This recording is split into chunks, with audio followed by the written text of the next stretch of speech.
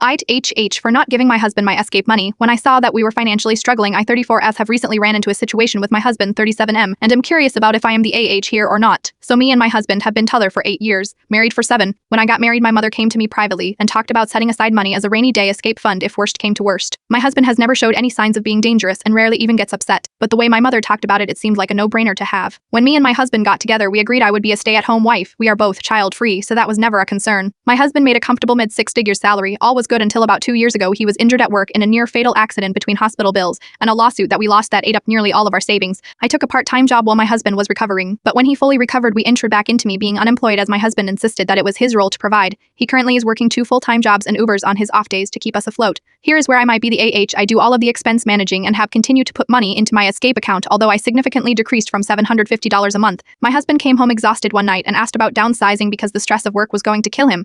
I told him downsizing would not be an option as I had spent years making our house a home and offered to go back to work. He tried to be nice, but basically told me that me going back to work wouldn't make enough. After an argument, my husband went through our finances to see where we could cut back. He was confused when he saw that I had regular reoccurring withdrawals leading back years and asked me about it.